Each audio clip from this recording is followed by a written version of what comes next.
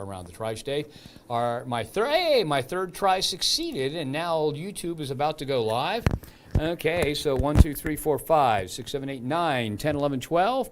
All right, there we go. It says we are live on YouTube.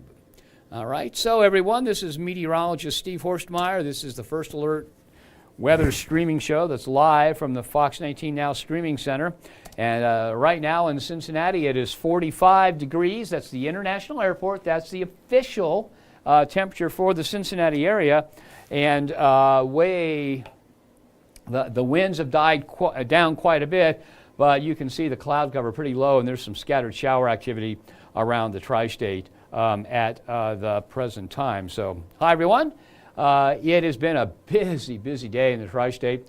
We have had problems with our streaming channel. We got those worked out.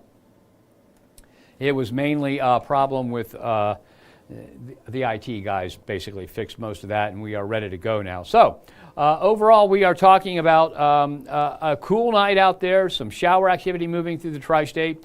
Current temperatures at the International Airport, 45. That's the official for the tri-state. 39 in Wilmington for the actual temperature, 39 in Chillicothe, Washington Courthouse at 37. Everybody else also starting to cool off. Temperatures compared to this time yesterday, up in Lebanon, 16 degrees cooler than yesterday, 18 degrees cooler in Wilmington and Chillicothe, CVG, the official temperature, 15 degrees cooler than it was at this time yesterday. And wind chill values down to 34 in the Wilmington area, 37 in Middletown, Richmond at 37, and 42 at CVG. There's the shower activity I was talking about around the tri-state. And you can see it continues to move to the east at a pretty good clip. And in addition to that, what we're going to see is that activity come to an end. But the weather maker that's going to bring us the chance of some snow mixed in with the rain is coming in from the north and west. So first of all, what we've got as these showers coming through, you'll see another band of shower activity starting to move toward the tri-state. And then as we head north and west of that, in the cooler air that's behind this system, you can see it right here, scattered snow showers. So this times out, moving at us to the southeast at 30 miles an hour, you time that out into Cincinnati by about 4 a.m.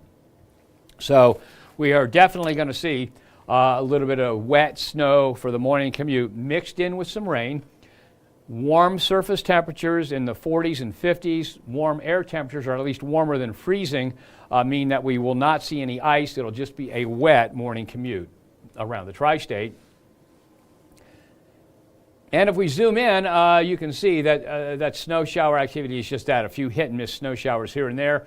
But overall, a little bit of rain, a little bit of snow mixed, temperatures, air temperatures warmer than freezing, ground temperatures way warmer than freezing. It means a wet morning commute for the tri-state. Now we switch to model data here. And it's got the scattered snow showers. Notice that by 5 a.m. it's got them moving into the tri-state. Pretty widespread in the northern half of our viewing area by just before 8 a.m. And then by 10 a.m. still some snow showers around the area. But what we're watching for later in the day is the next band that's coming in from the north and west right here. So if we go back to full screen, you'll be able to see that pushing south and eastward. And there you have it, widespread wet snow. And this says just snow, but it's going to be rain mixed with snow. And again, at 8 p.m., the air temperature is still above freezing. A ground temperature is still way above freezing. So it's still, even when it comes down a little bit more widespread, a little bit more consistently as we head into evening, it still looks like wet, maybe a little slush at times on the roads, but for the most part, wet weather. It dries out, and then we get some more of it during the day on Friday as it tries to come to an end. So the first alert weather days, overnight and Thursday. Overnight, breezy and cold with showers mixed with a little bit of wet snow by dawn, as I just mentioned. Thursday, round number 2 comes in. Looks like there'll be a few sprinkles or a few showers from time to time as we head through the day. But first we get the little bit coming in for the morning commute, and then we get a more widespread area coming in from 2 p.m. to midnight, and then by midnight I think it's all over and we are pretty much done with it around the tri-state. Okay, so snow forecast totals. Now they haven't changed that much. This particular model we've been using all week says maybe a little bit less than an inch in most locations, a little heavier than that, Batesville, Connorsville, up in the Wilmington area. But overall, the key to this is that most of that, if not all of that snow, will melt as it falls and hits the ground. So even if you get that 1 inch in Lebanon, you're not going to be able to measure that much. Now, and accumulations mainly on elevated surfaces like railings, tree branches, your grassy areas of your lawn may end up with a little bit of snow accumulation. Wind chills are going to be cold all day. Now, notice the wind chills at 8 a.m., upper 20s to lower 30s, and watch as we head through the day. They don't get any better. It stays cold with wind chills in the 20s all the way into 2 p.m. Thursday, staying in the 20s overnight, Thursday night into Friday morning, and Friday on your way out the door, wind chills will be in the low 20s. Some spots maybe even in the teens, but on this map, every location has a wind chill in the low 20s, so it's going to be cold. Okay, now this evening, the sun set at 5:21, so it's been down for 2 hours and a minute. We're dropping to 40 by 11 p.m. Overnight, look for a low of about 34. Sunrise at 7:27. And so for that morning commute, roads will be wet in most areas. There'll be a wet, wintry mix falling. And again, temperatures will be in the 30s with wind chills in the 20s. Now, here's a little change. We've been talking about this and we follow this every night.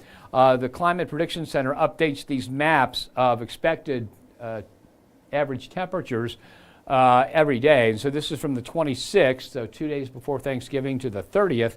And look at this large area of colder air developing. It's already into northwestern Indiana.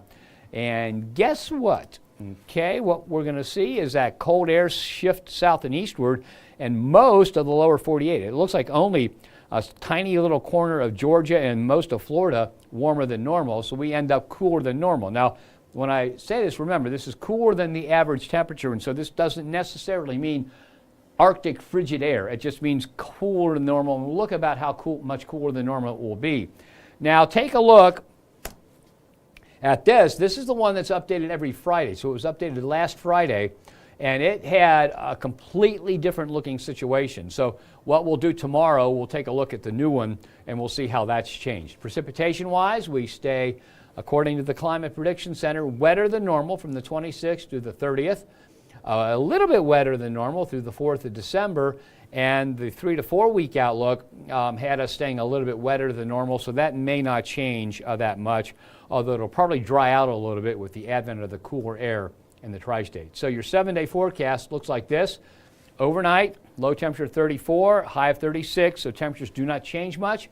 Wind chills throughout the day will be in the 20s, and we are talking about a first alert weather day because wet roads. Mainly in the morning, a little bit of a break, and then for the homebound commute too. So it looks like most of the day we'll have a little bit of wet snow mixed with rain falling. Accumulations mainly on grass areas, on tree limbs, railings, with a little bit of slush at times until the snow melts off on the roadways. So a little bit of that wintry mix left over on Friday. On Saturday and Sunday, it looks dry, chilly in the morning, cool in the afternoons. And Monday and Tuesday, scattered showers. Wednesday, mostly cloudy in the tri-state. Here's beyond the 7-day forecast, and you'll see high temperatures slowly decline into the upper 30s. Low temperatures make it down into the 20s and kind of flirt with the 20s and pretty much stay there. And so we have an increased chance as we head through this. Okay, it looks like this will be mainly rain, but this, in other words, we have a chance of precipitation each day, the 1st, 2nd, 3rd, and 4th of the month of December. But because the temperatures are where they are, it could be rain and snow mixed. It could be a little bit of chilly rain, but we have an increased chance of getting some more snow. Now, the models that we looked at that kick out snow accumulations have the accumulation for this 4-day stretch, 4-day stretch, about an inch. Okay, so that would mean more like snow showers with warm ground, most of it still melting. So again, chilly air coming our way. So right now it looks okay on Thanksgiving. If you plan on traveling on Thanksgiving, it looks fine. Friday, maybe some showers for Black Friday, but Saturday, Sunday, Monday, Tuesday, and Wednesday, the chance of rain and a little bit of snow mixed in. And here is the 14-day temperature summary Okay, over the next 14 days, we'll compare temperatures to normal. You see both the highs and the lows cool off, and we go below normal on the high side on the 26th and stay below normal through the 4th. So I'm counting the days. 1, 2, 3, 4, 5, 6, 7, 8, 9 days in a row cooler than normal on the high side, and those 9 days about normal on the low temperature side. So we're definitely looking at more winter-like weather. And again, when I put out the winter forecast that I put out a couple weeks ago, I was saying, hey, we've got a pretty good chance of cooling off to about normal or near normal as we head into December. So this is working out with the forecast I put out, and we see more active precipitation. And so when you're in December, I mean, if it happens to be a warm day and you get a system come through, could be rain. If you have a cold day, it could be snow. And so it's doing about what we thought. The takeaway from all this is, even though it gets colder than normal through the 4th of December, we do not have an Arctic blast coming our way. And when I mean an Arctic blast, I mean that cold air that's 5 to 10 degrees colder than normal and just stays for a while. That's just not in sight. We don't have any deep winter weather coming up in the forecast. Okay, let me go ahead now. See if we've got anybody watching on Facebook and see if we have some comments here. Susan Wally says, hello. Hi, Susan. Tell me some good news. Are we going to have a white Thursday? I think more slushy, sloppy Thursday. And there will be some snow that accumulates on branches, tree limbs, on bushes, on the grass. But the roads should stay mainly wet. Now, if by some chance you get a little bit of a snow burst in some locations, you might get snow that gets, that looks like it's sticking on the roads, but quickly melts off to a little bit of slush and then just turns to just a liquid. So we can't rule that. Okay, Jeff Beechler. Okay, Jeff's everybody that watches us quite often knows that Jeff Beechler just wants snow so badly. And he says, well, we finally got snow coming, but still I'm upset because it's not going to stick. So, okay. Okay, Blair Wolf says, congratulations on your retirement. Yeah, we announced it today. My contract's up in March. I was asked to stay on for another year, but 48 years doing this is, I think, enough. I've always had this deal with Tricia Mackey that if I start drooling on the air or I look like I don't know where I am, tell me so I can retire and not embarrass myself. So, and that hasn't happened yet, so that's good news. So I want to retire on an up note. And I've told the station, so my contract's up on the 16th of March, and that's the goal day, but if they are having trouble filling the position, I've agreed to stay a short time to help them out until the new person can get his or her feet on the ground. And in addition to that, I've told the people at Fox 19 that I'll be glad to come in and fill in, help out during big emergency weather situations, fill in when they've got people that are on vacation or sick and things like that. Kind of doing what Jeff Creighton does. If you remember, Jeff Creighton worked with us for years after he worked at the same place I did, Channel 12. And Jeff was a big favorite around the TV audience, loves Jeff because Jeff's just got that way of giving you the facts. He's got a great sense of humor and all that. And I'm going to try and do the same thing, just fill in every once in a while, so. And so Blair Wolf says, I'll be missed, but thank you very much. You got to remember that I've been with my wife since 1989, and except when I changed jobs to come here from Channel 12, I've always worked either early mornings or late evenings. And so I've never, the entire time that my wife and I have been together, we've never just had what most people consider a normal life where we both come home from work, we have dinner, watch some TV, that's never, but I'm going to try and do that. That might be kind of fun. Rachel Turco wants to know about anything severe coming. Nope, no signs of anything severe, Rachel. And what did you say? Yeah, Jeff Beechler says, I know you still have a little bit of time, but it's coming up fast. That's right. It's coming up fast. And and I told my boss, I said, well, and he said, are you sure you're doing the right thing? I said, yeah, I think it's right for me. It's time. I've been doing this a long time, and I want to kind of kick back and enjoy what time I've got left. And I'm healthy and all that, so there's no medical reason. It's just time for me. And I said, but to my boss, but you'll know that I didn't make the right decision if in about a month I come back begging for a job. So, oh well.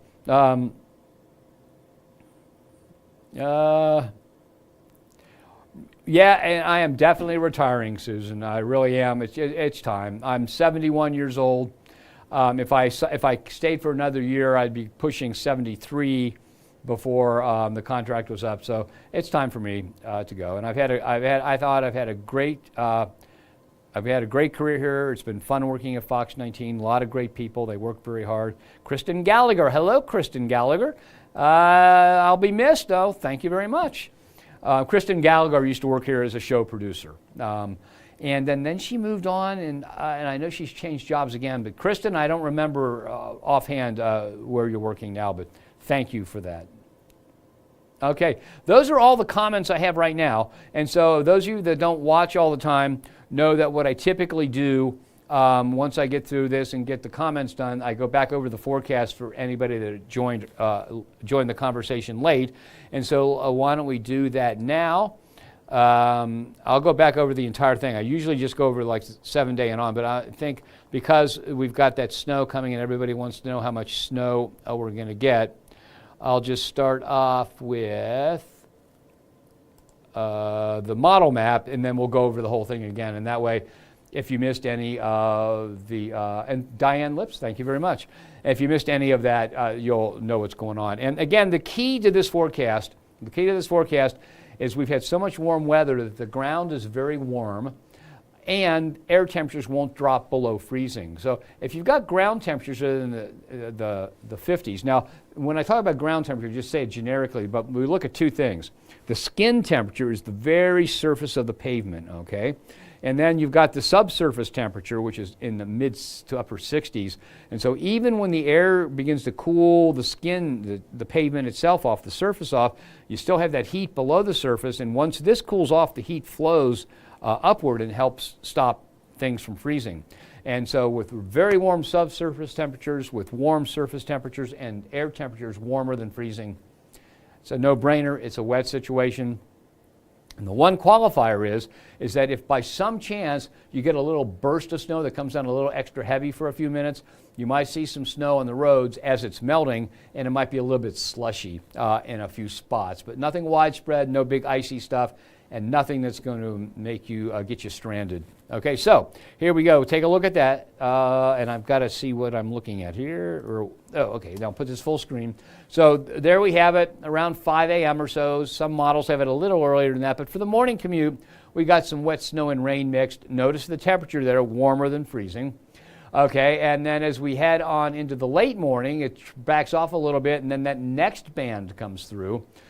Temperatures even at 8 p.m. are above freezing, and then it comes to an end and it's still above freezing. So that is the snow event. And so it's wet snow mixed at times with rain, melting on contact with the warm surface. First alert weather days for the snow in the morning, mixed with rain for the morning commute, and more later on in the day. Okay, and snowfall amounts, the models have been pretty consistent on this. They've been up and down a little bit. Some of the models are different, but they've been zeroing in on an inch or less in most locations, although Batesville, Connorsville, Wilmington on this map have a little bit more than that. So we're thinking, let's think in terms of an inch that almost all melts as it hits the ground, unless it lands on a tree branch or a bush or something like that. And again, wet snow, so it's probably going to be too wet to make a snowball the way it looks, but that may change a little bit. We're talking about wind chill temperatures all day long in the 20s. It's going to feel like winter. If you haven't located your hat, your gloves, your winter coat, you might want to do that before we get into tomorrow. The sun set this evening at 5:21. We're looking at temperatures dropping to 40 by the time we get to 11 p.m. and down to 34 for the overnight low. And for that morning commute, roads will be wet with a wet wintry mix of rain and snow falling, and temperatures in the 30s, wind chills in the 20s. Okay, then we are talking about the 6 to 10 day, or days 6 to 10. So if you go from today, tomorrow is day 1, so day 6 is the 26th. Go day 6 to day 10, there's a big cold air area looming to the north and west, and it kind of spreads south and eastward and engulfs most of the lower 48 states. So we're looking at cooler than normal weather. And again, I want to qualify that. It's not an Arctic outbreak. It's not the deep freeze. It's not something that's going to drive your heating bills through the roof. And then this is the forecast map that they put out last week from the Climate Prediction Center for weeks 3 to 4. Okay, that comes out again on Friday, and we'll have to compare what happens with that, because I think it's going to change a little bit. It still won't look like an Arctic outbreak. A little bit wetter than normal through the 30th, a little bit wetter than normal through the 4th, and then this one from last week, which we updated Friday, still a little bit wetter than normal. So we're going to continue, it looks like, to recharge the soil moisture after that hot, dry weather we had during the summer. All right, 34 and 36, low and high on Thursday, a first alert weather day. And again, wind chills all day in the 20s. Then we rebound to a high of 44 on Friday with that wintry mix of rain and snow ending. Saturday and Sunday look dry but chilly in the morning, nice in the afternoon. Rainfall on Monday and Tuesday, just hit and miss stuff. And then dry and mostly cloudy on Wednesdays. We head into Thursday the 28th. This is Thanksgiving Day.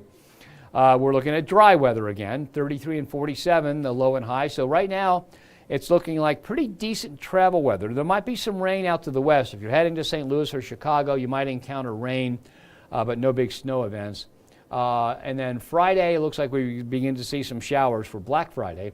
Saturday, probably some shower activity. It could be mixed with a little bit of snow. And then Sunday, Monday, Tuesday, and Wednesday, we're going to have to watch for the possibility of some more snow, wet snow, coming into the tri-state. So that's the 1st, 2nd, 3rd, and 4th. And just so you see where we stand relative to normal here, here's the 14-day temperature outlook. 14 days with temperatures declining on both the high side and the low side. We go below normal and stay a little bit below normal. I mean, 35 is 11 degrees below normal on the 3rd, so that's considerably below normal, but it's still not an Arctic deep freeze. Low temperatures in the 20s, and so we are not talking about near record low temperatures or anything like that. And again, it could be fairly active rain and snow-wise as we head on into the first week of December. Excuse me.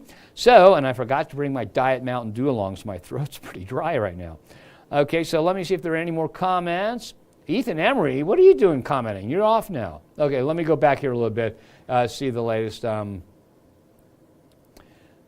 Okay. Okay, Nick Fisher says, in all your years of working in the weather, what weather event has been the most shocking and exciting for you? Okay, I'm going to start off with one that goes way back, and it wasn't a life-threatening situation. It was the Freezer Bowl. I worked at Channel 5 at the time, and I was on the field for 8 consecutive hours when that wind chill was down, and I think they reevaluated to like 38 below zero. So the Freezer Bowl was probably one of the events that is most shocking to me. And then I have to defer always to the tornadoes. And so it would be the Harrison tornado, which was in 1990, followed by the tornado in 1999 that went through the Montgomery Blue Ash area. That was a big one, and at that time I was at 12 with Mike Burrish and Tim Hedrick. And then, of course, the 2012 tornadoes, that was March 2nd, 2012. And then recently, the other tornado events like the Goshen tornado and those. And what's amazing is about how much better we can tell with Doppler radar and the new software Doppler radar, how much better we can tell about those. And then there was Hurricane Ike. Because before Hurricane Ike got here, I had just started in 2008 here at Fox 19, and we had Hurricane Gustav heading toward our sister station down in Lake Charles, Louisiana. So we all got together. We picked, was myself, we picked up a producer and some equipment in Evansville, picked up another person in Cape Girardeau, and went down. And I had never even been on the air down there ever before. 15 minutes after I got there, I was on the air because their chief meteorologist was stuck trying to get back because of airline tie-ups. They had a meteorologist end up in the hospital because she got exhausted, and I was there doing that. So that was exciting. And then we came back, and just a couple weeks later, they were thinking of sending us back down to Lake Charles. And they called me and said, well, what do you think? Hurricane Ike's coming. I said, no, I need to stay here because it looks like Hurricane Ike's going to come through here. And if you don't remember Ike, the skies were mostly sunny and the winds were just brutal. We had 86-mile-an-hour wind gusts, and it's a lot different than thunderstorm 86-mile-an-hour wind gusts, which is only short. These lasted for several hours. So that kind of summarizes, and I'm sure I could think of something more, Nick, but that's it for right now. Diane Lips, thank you very much. Donna, I'll still be around. I mean, like I said, I'll fill in every once in a while. Okay, now let's see what Ethan Emery says. Ethan, he just left here. Ethan says, I remember as an intern you told me there's no such thing, oops, wait a minute. Oh yeah, I said there's no such thing as bad weather, just different kinds of good weather. Well, my definition of the best weather, since we're talking about snow and cold, he goes, what's your definition of the best weather? Well, I tell you what, personally, for me, what I like to be outside in is deep snow and moderately cold weather. And my son and I spent many hours snowshoeing in Yosemite and Mount Rainier, and I just love that. I love winter, I love the snow. However, as a meteorologist that works in a place where traffic just gets snarled and even a little bit of snow, I am sympathetic with that. So I try not to play up the positive aspects of snows too much. And Brandy Nicole said she knew I was going to say that. All right, it is 7:42, so I hope you feel good about the forecast. Again, one of the things I've tried to do through my entire career is just tell you the truth. And if it's life-threatening and you got to take cover, just say it, you know. But when it's not life-threatening, to present it in a calmer manner so that you understand that I'm just giving you information. Because body language and your energy level and all that really communicates a lot of stuff to the public. So if I would gyrate around every time there's a little rain coming in or a clap or two of thunder and make it sound like it is worse than it is, that would be cheating the audience. And I'm a big believer in the truth. I'm a big believer in the fact that by you people, I mean the audience, watching me, that's an honor. I mean, the fact that you watch me to find out what the weather's going to be like, and you trust my judgment, I find that an honor and an obligation that I have to do my best to make every single forecast something that you'll find useful and have no surprises. And so I can tell you honestly that every single time I've gone on the air, since the first time I went on the air in 1978, I worked behind the scenes starting in 77, that I've always done my best to give you the absolute best weather information you need and tried to paint it realistically. And so I think people know that if I get up there in front of the green screen when we're in the studio and I'm really anxious and it's really a life-threatening situation, you can believe it is. But if it's not a life-threatening situation, I think your mannerisms, your tone, your volume, and everything else should relay that information. So with that in mind, the wet snow that's coming our way, ground temperatures are still very warm, air temperatures stay above freezing. You can't rule out driving problems because just like any rainy morning, you can get driving problems. You can get driving problems with this, but it won't be because of ice and just impossible driving conditions. So with that in mind, thanks y'all for watching. I'm not going to be retiring until March, so you're going to, you'll see me around on this until then. Thank you for all the kind words, and I hope I've never let you down, and I plan on not letting you down until the last day I do this. So that's it. Thanks for watching. See you tomorrow.